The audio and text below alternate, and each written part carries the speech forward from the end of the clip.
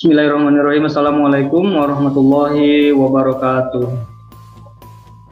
Waalaikumsalam warahmatullahi wabarakatuh. Selamat pagi anak-anakku semuanya. Salam sejahtera untuk kita.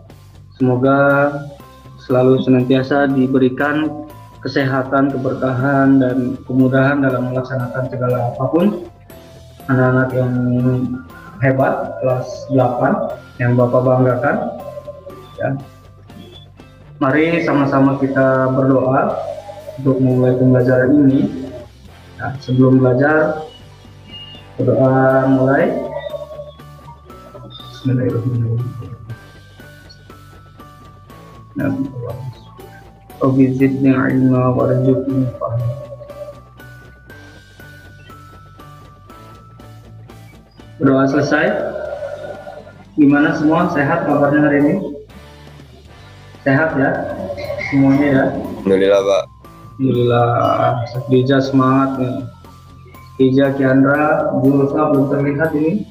Kiandra mematikan kameranya. Yang kameranya dimatikan, semoga diberikan kemudahan untuk membuka kameranya. Yang kameranya dibuka, semoga nilainya peringkat 1. Bapak doakan, amin. Baik, anakku, minggu lalu kita melaksanakan PTM 50% ya. Ada yang di rumah, ada yang di sekolah. Terakhir, Bapak di kelas sudah menjelaskan mengenai pertemuan yang ketiga, mengenai Bangkitan Nasional ya, masih perjuangan kemerdekaan bangsa Indonesia. Untuk hari ini, kita lanjutkan penjelasan mengenai perjuangan bangsa Indonesia sebelum dan sesudah tahun 1908 dan sesudah tahun 1908. Mohon diperhatikan semuanya. Perbedaan dalam perjuangan bangsa Indonesia sebelum dan sesudah tahun 1908. Nah, yang akan Bapak jelaskan, yang pertama itu sebelum tahun 1908. Nah, yang ke satu di sini, masyarakat masih dipimpin raja atau tokoh bangsawan dan tokoh agama. Ya, di sini belum ada rasa persatuan di masyarakat. Jadi masih di setiap daerah yang ada di wilayah Nusantara, di daerah-daerah yang ada di Indonesia, itu masih dipimpin oleh para raja dan bangsawan, ya, tokoh bangsawan dan tokoh agama pada saat itu. Lalu yang kedua, sebelum tahun 1908 yang ini masih sifatnya ke daerah, ya. Masing-masing daerah masih mementingkan diri sendiri, daerahnya masing-masing untuk melawan penjajah pada saat itu, ya. Lalu yang ketiga, sebelum tahun 1908 bersifat fisik atau perjuangan yang dilakukan dengan mengangkat senjata. Ya, nah sini perjuangan masyarakat Indonesia pada saat itu bersifat fisik, ya, melakukan pembelaan fisik, dan perjuangan dilakukan dengan mengangkat senjata, dan senjata itu yang direbut dari kolonial Belanda pada saat itu, kemudian digunakan untuk melakukan perlawanan. Lalu sebelum tahun 1908 yang keempat di sini, masyarakat Indonesia fokus pada pemimpin karismatik. Ya, masyarakat yang ada di daerah memilih pemimpin yang memiliki karismatik, yang memiliki sifat yang baik, yang bijaksana, ya, yang terlihat di masyarakat. Pemimpin tersebut adalah pemimpin yang mampu memberikan kedamaian dan keadilan di masyarakat. Lalu yang kelima, sebelum tahun 1908, ya, di sini perjuangan bangsa Indonesia masih bersifat reaktif dan spontan. Apa yang dilakukan masyarakat pada saat itu sifatnya reaktif, ya, secara tiba-tiba mereka melakukan perlawanan, ya, pembelaan apa yang telah dilakukan oleh orang-orang kolonial, ya, kepada masyarakat, kemudian melakukan perlawanan. Ya, masyarakat melakukan perlawanan secara tiba-tiba, secara spontan. Ya, jadi ada 5 ya sebelum tahun 1908. Ini mohon dipahami anak-anak semuanya. Lalu yang sesudah tahun 1908, nah ini perbedaan yang sesudahnya. Yang ke-1 di sini dipimpin dan dipergerakan oleh kaum pelajar. Ya, jadi ada beberapa para pelajar ya yang mencoba untuk bergerak, di mana untuk membuat perlawanan ya, agar orang-orang Belanda tidak berbuat semuanya ya. Dan rata-rata di situ ada seorang pelajar ya yang memimpin pergerakan untuk melawan orang Belanda atau penjajah. Lalu yang kedua, bersifat nasional dan telah ada kerjasama antar daerah. Nah ini mulai ada nih sesudah tahun 1908. Masyarakat mulai ada rasa untuk menginginkan perlawanan secara bersama. Ya, ada rasa gotong royong ya, untuk membela tanah air, untuk membela masyarakat yang lainnya. Ya, ada rasa untuk bergabung, bekerjasama untuk melawan Belanda. Lalu yang ketiga, adanya diplomasi dengan menggunakan cara-cara yang modern.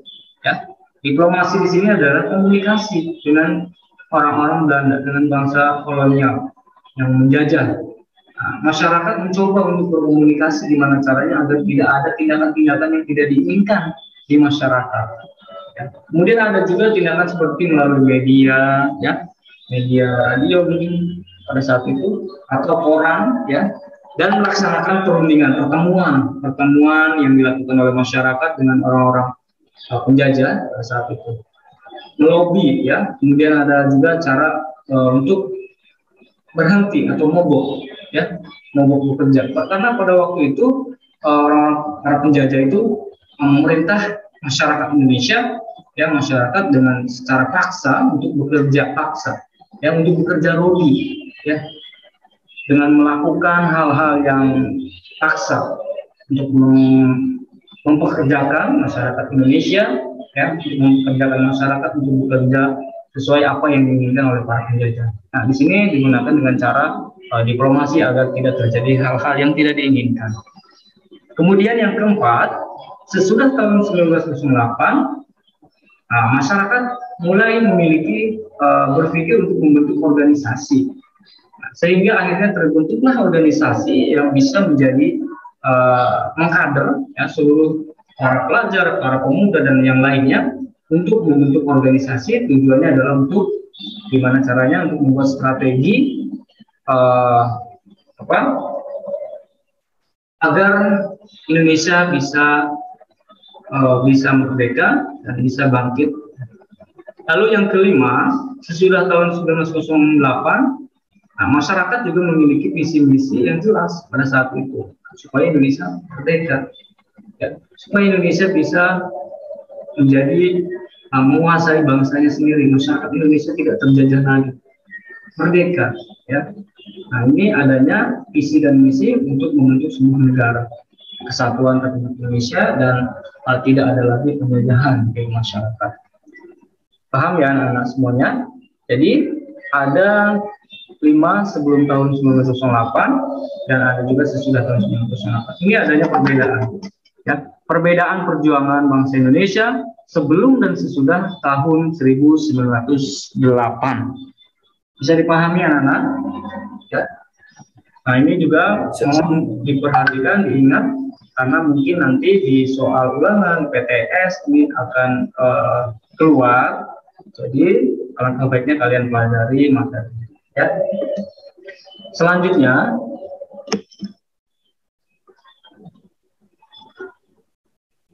arti penting kebangkitan nasional dalam perjuangan kemerdekaan bangsa Indonesia. Ya, setiap tahun sekali kita selalu memperingati Hari Kebangkitan Nasional, ya, atau yang disingkat Harkitnas. Tanggal 20 Mei kita selalu memperingati Hari Kebangkitan Nasional. Tujuannya adalah apa di sini? Kenapa kita selalu memperingati?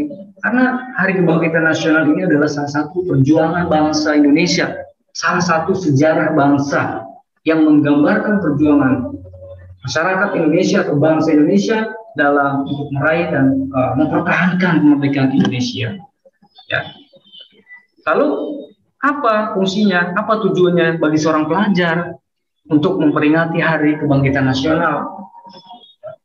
Bagi seorang pelajar tentu ini sangat sangat penting sekali ya untuk mengingatkan ya bahwa sejarah kebangkitan nasional adalah salah satu perjuangan yang sangat penuh makna ya, penuh arti. Di sini dikatakan bahwa khususnya bagi seorang pelajar untuk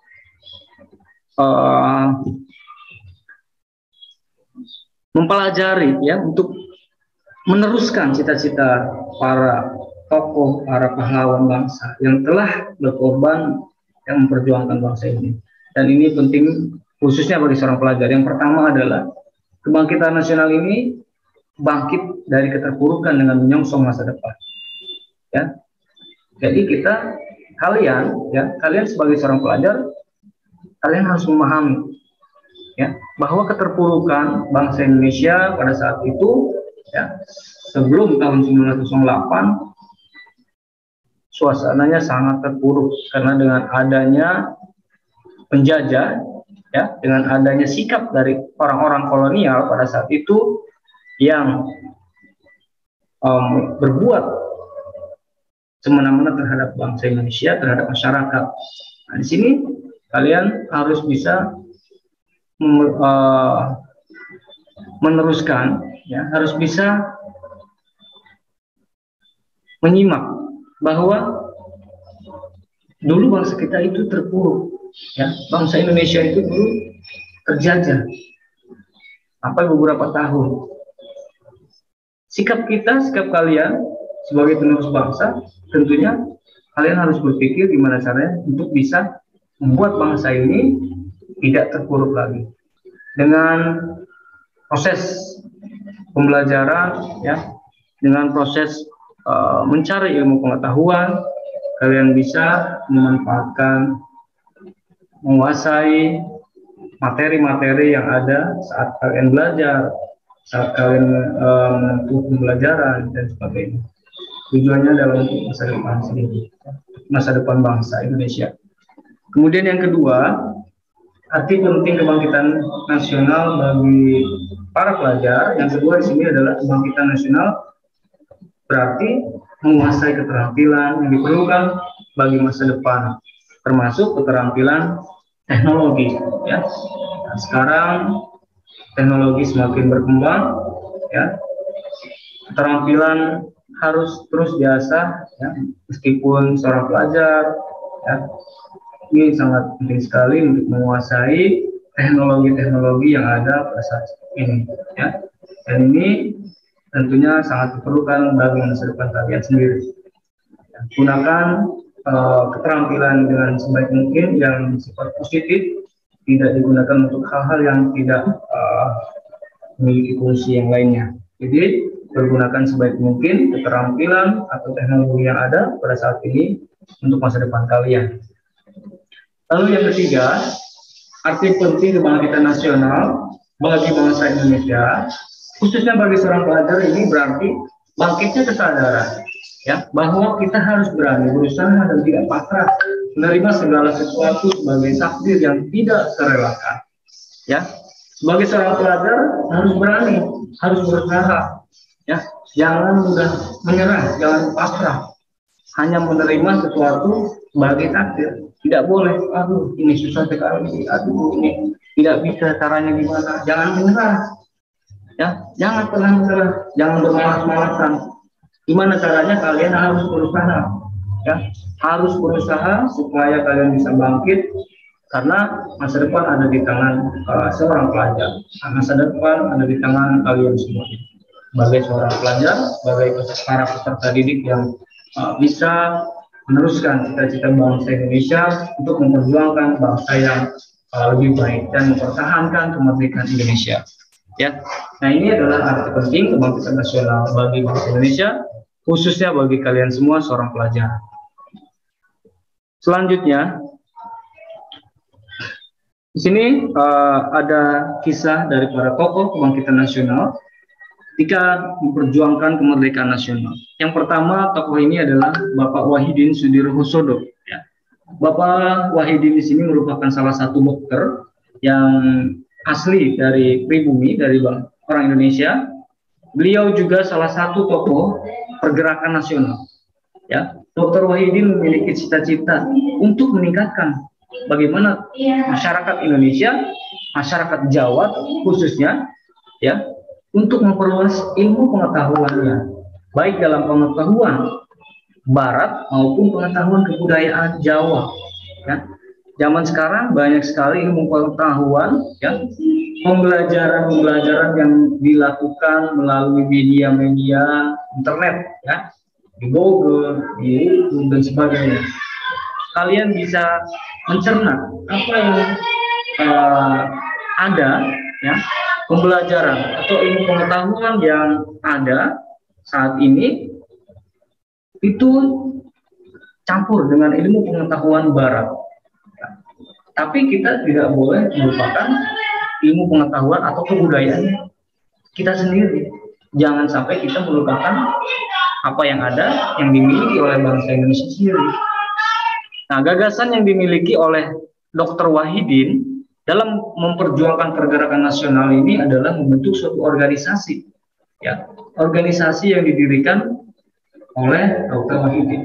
Tujuannya adalah untuk memajukan pendidikan, untuk meningkatkan martabat bangsa Indonesia. Ya, nah, ini tujuan daripada organisasi yang didirikan oleh Dr. Wahidin Sudirohusodo. Ya, bisa dipahami anak-anak sampai di sini, ya. Jadi ketika Dr. Wahidin mendirikan sebuah organisasi di Indonesia, tujuannya adalah untuk gimana caranya bisa memajukan pendidikan dan meningkatkan martabat bangsa. Ya. Selanjutnya, Dr. Wahidin ini lahir pada tanggal 7 Januari tahun 1852 di Sleman, Yogyakarta. Kemudian beliau wafat pada tanggal 26 Mei tahun 1917 dan beliau dimakamkan di Sleman, Yogyakarta. Ya. Lalu yang kedua, tokoh nasional, tokoh kebangkitan nasional yang kedua di sini ada Bapak Sutomo. Ya. Bapak Sutomo adalah tokoh pergerakan nasional yang pernah menjadi dokter di pemerintah untuk berbagai daerah di Jawa dan di Sumatera. Nah, Dr. Sutomo juga melanjutkan pembelajarannya atau studi kedokterannya di Belanda sampai tahun 1923. Nah, bersama para pelajar yang ada di Stopia, Bapak Sutomo dan rekan-rekan lainnya mendirikan organisasi yang namanya adalah Budi Utomo. Nah, ini Budi Utomo adalah organisasi yang didirikan tanggal 20 Mei 1908. Dan organisasi ini adalah bentuknya modern yang ada pertama di Indonesia. Bapak Sutomo akhirnya diangkat menjadi seorang ketua, ya, ketua organisasi dari Belanda Budi Utomo. Dan beliau juga membentuk organisasi ini tujuannya untuk memberikan ilmu pengetahuan atau pembelajaran dan kebudayaan. Ya, jadi niat daripada Bapak Sutomo ini membentuk organisasi agar masyarakat Indonesia lebih maju, ya, agar masyarakat Indonesia bisa mengenyam pendidikan, agar bisa memajukan pembelajaran dan mempelajari ilmu kebudayaan yang ada di Indonesia. Lalu Bapak Sutomo juga mendirikan sekolah, ya, yang disebut ISB atau Indonesia Study Club, ya. Ini sekolah merupakan wadah bagi seorang pelajar Indonesia, ya, supaya berhasil, ya.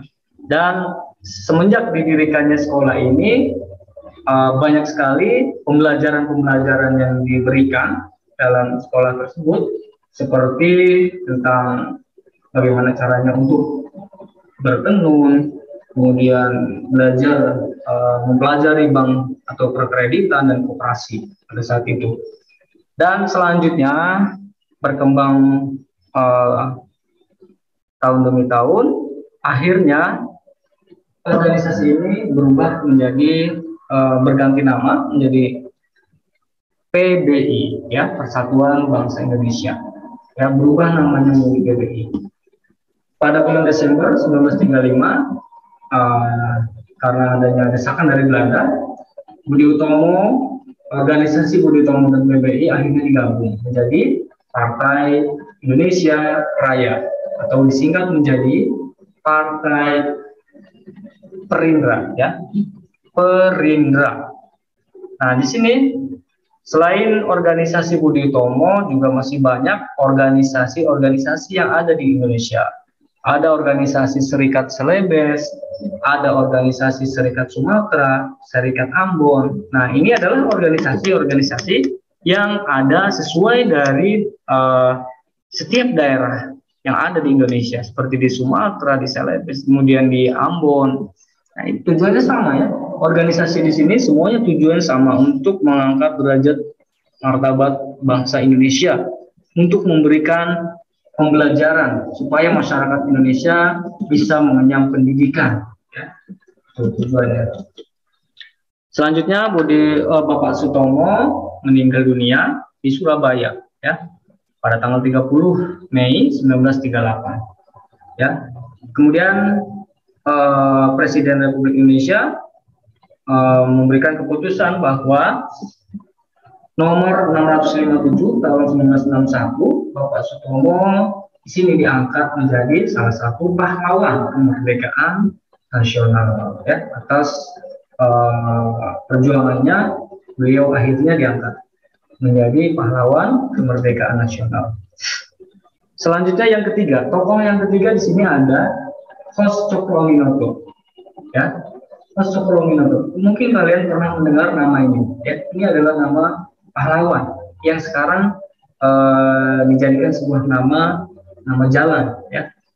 Nah, Bapak Cokroaminoto lahir tanggal 16 Agustus di Ponorogo, di Jawa Timur, ya. Dan tahun 1902 Bapak Cokroaminoto lulus dari sekolah Kospia atau sekolah bagi calon pegawai pemerintah. Dan beliau juga tidak sendiri, ditemani oleh Salman Hudi di Surabaya dan bergabung dengan organisasi Sarekat Dagang Islam. Ya, dulu ada organisasi Sarekat Dagang Islam, dan di situ menyarankan bahwa organisasi Sarekat Islam itu tujuannya juga sama, untuk memberikan ilmu pengetahuan terhadap masyarakat yang ingin bergabung. Kemudian Sarekat Islam, ya. Kemudian Sarekat Dagang Islam itu akhirnya diganti namanya menjadi Sarekat Islam. Kalimat daripada dagangnya, ya, Sarekat Dagang, awalnya Sarekat Dagang Islam, kemudian dirubah namanya menjadi Sarekat Islam, ya. Bapak Cokroaminoto kemudian ditunjuk sebagai ketua daripada organisasi Sarekat Islam. Karena banyaknya perkembangan yang ada pada saat itu, pada saat beliau memimpin, ya, masyarakat banyak sekali yang ingin bergabung pada organisasi yang dipimpin oleh Bapak Cokroaminoto. Nah, selanjutnya yang keempat, tokoh yang keempat ini ada E.F.E. Does Baker, ya, yang namanya adalah Danurudija Setiabudi. Bapak Does Baker ini adalah seorang tokoh nasional, ya, yang lahir tanggal 8 Oktober di Pasuruan, ya. Dan Bapak Does Baker ini adalah seorang tokoh pergerakan Indonesia yang keturunan dari Indonesia, ya. Beliau berdarah campuran Indo dan Belanda. Akhirnya beliau juga mendukung pergerakan daripada rakyat Indonesia. Nah, Does Baker juga mendirikan sekolah, ya, Indis Sportis bersama Cipto Mangunkusumo dan Suwarti Sudiadiningrat. Nah, akhirnya mereka berkumpul bertiga sampai mereka itu dikenal dengan nama Tiga Serangkai, ya. Jadi ketiga tokoh nasional ini dikenal dengan nama Tiga Serangkai, ya. Ya, tadi ada Bapak Louis Dekker, kemudian ada Cipto Mangunkusumo, kemudian ada Bapak Suwardi. Nah, akhirnya mereka terkenal dengan nama tiga serangga itu berkat organisasi yang didirikannya yang bisa menggagas seluruh masyarakat Indonesia sebagai Nusantara, sebagai nama untuk Hindia Belanda yang merdeka, ya. Yang tadinya namanya Hindia Belanda kemudian namanya berubah menjadi Nusantara. Beliaulah yang menggagas nama Nusantara, Louis Dekker, ya. Yang sekarang digadang-gadang ibu kota Indonesia yang akan pindah, ya, di Sumatera, yang mengganti ibu kota Jakarta. Nah, di Sumatera itu nanti akan ada ibu kota Nusantara, ya, yang sedang dibangun sekarang. Nanti kita ibu kotanya pindah di Kalimantan, ya. Lalu yang kelima, tokoh nasional, kebangkitan nasional yang kelima di sini ada Cipto Mangunkusumo. Bapak Cipto Mangunkusumo ini lahir pada tanggal 4 Maret 1886. Ya, beliau lulusan dari sekolah Skopia dan beliau juga memiliki kepribadian yang baik, yang jujur dan terampil serta rajin. Ya. Bahkan Bapak Cipto Mangunkusumo ini dikenal sebagai guru EN Begal Learning, ya, atau murid yang berbakat. Nah, ini julukan bagi Bapak Cipto Mangunkusumo.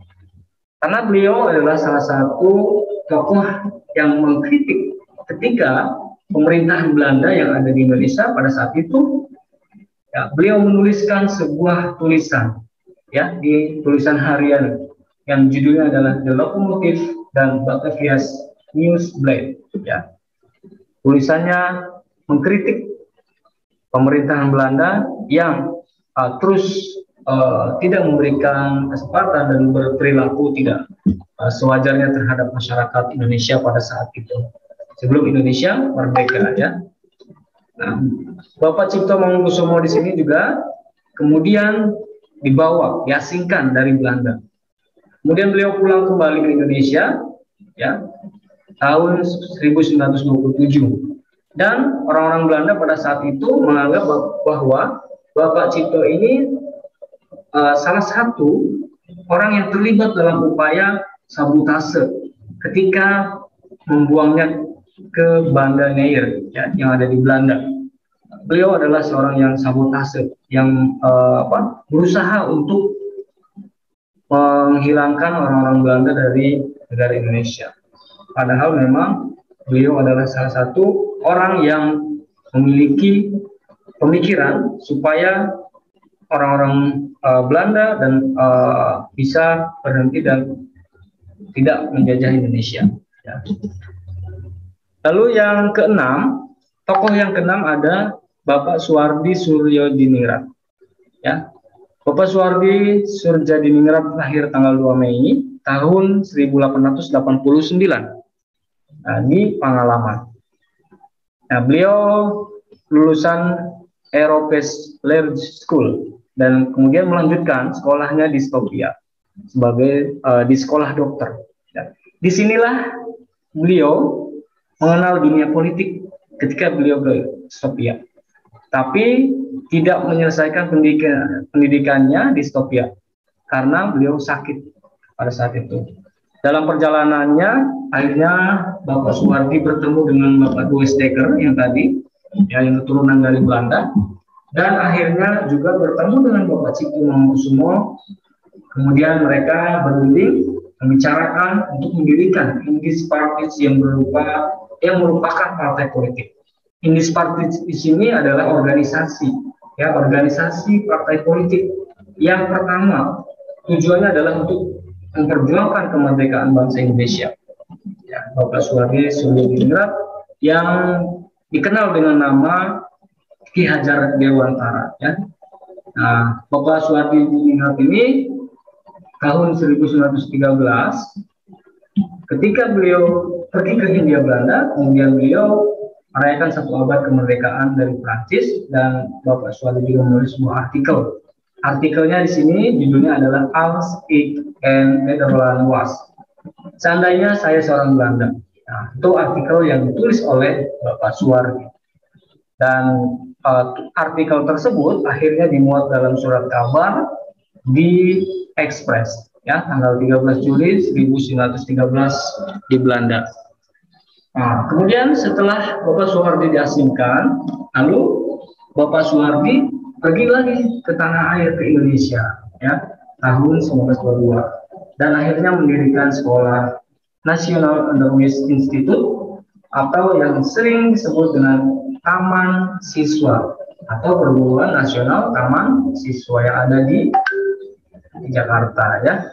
Bapak Suwardi memiliki semboyan sendiri dalam di dunia pendidikan. Seperti apa semboyannya? Semboyannya adalah Ingarso Sungtulada Imadya Mangkarsa Tuturi Handayani. Ya, artinya di depan memberi contoh, di tengah memberi semangat, dan di belakang memberi dorongan. Nah, itulah arti daripada Ingarso Sungtulada Imadya Mangkarsa Tuturi Handayani. Ya, ini kata-kata yang tidak asing lagi, ya, di kalangan dunia pendidikan, ya, karena Bapak Suwardi ini akhirnya mengganti nama, ya, yaitu dengan nama Ki Hajar Dewantara. Dan akhirnya tahun 1934 beliau ikut membentuk Pusat Tenaga Rakyat yang disingkat Putra. Nah, pada masa kemerdekaan dia pernah menjabat sebagai Menteri Pendidikan, ya, dan akhirnya beliau wafat di Yogyakarta tahun 1959, ya. Jadi Ki Hajar Dewantara ini pernah menjadi Menteri Pendidikan saat dia menjabat, ya, di pemerintahan. Oke, anak-anak, ada yang mau ditanyakan? Ada yang masih tidak paham di sini? Silakan yang mau bertanya. Kiandra, Bianca, Farid, Sapiza. Ya. Ini yang ngebentuk Budi Utomo, Pak. Kenapa? Ini yang ngebentuk Budi Utomo. Ini beda. Yang untuk Budi Utomo tadi Bapak Cito, ya, kemudian Louis Dekker, kemudian ini Louis Dekker, Topraminanto, Sutomo, ya. Kalau ini Bapak Ki Hajar Dewantara ini membuat sekolah taman siswa, ya, yang kemudian beliau memiliki julukan sebagai apa? Yang menulis semboyan, ya. Bapak Ki Hajar Dewantara ini memiliki semboyan Ingarso Sungtulada Imadya Mangkarsa Tuturi Handayani. Ini adalah semboyan yang ada di dalam dunia pendidikan. Di depan memberi contoh, di tengah memberi semangat, dan di belakang memberi dorongan. Ini semboyan dari Ki Hajar Dewantara, ya, untuk di dunia pendidikan. Saya pahami. Jadi ada 6 tokoh, ya, ada 6 tokoh kebangkitan nasional yang memperjuangkan kemerdekaan bangsa Indonesia. Ada lagi? Iza? Yandra?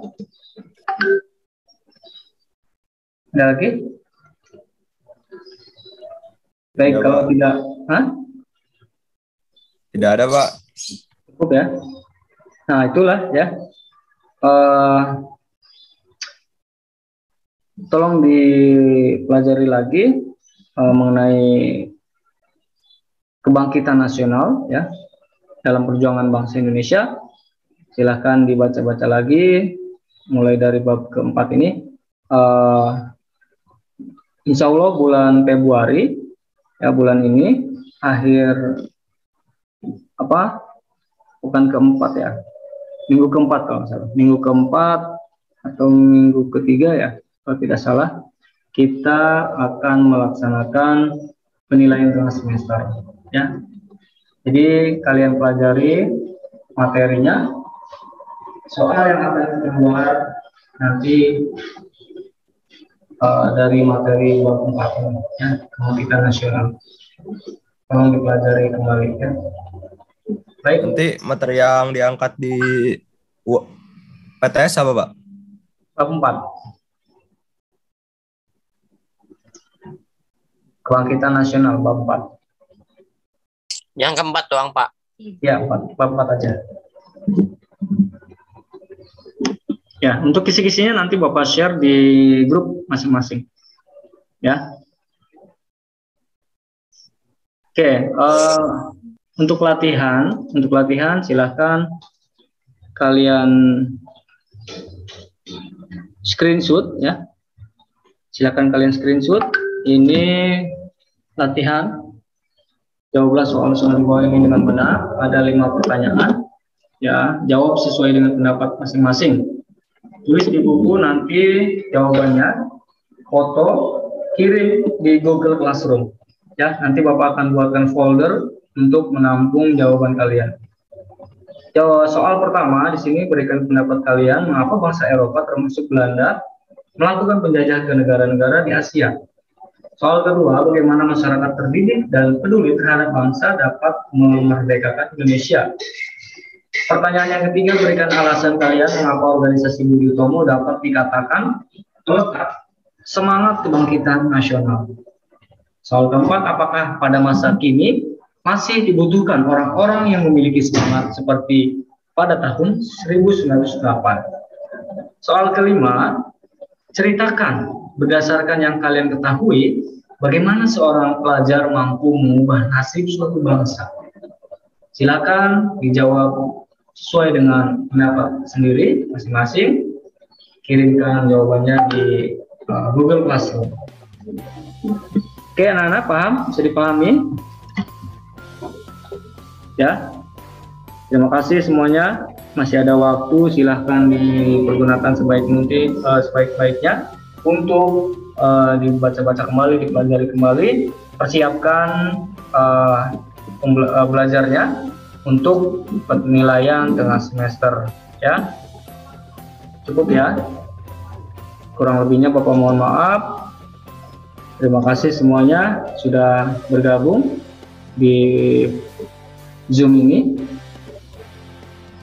Kalau ada pertanyaan bisa ditanyakan melalui WA group ya. Wabillahi taufiq wal hidayah. Wassalamualaikum warahmatullahi wabarakatuh. Sampai jumpa lagi. Waalaikumsalam warahmatullahi wabarakatuh. Terima kasih, Pak. Terima kasih semuanya.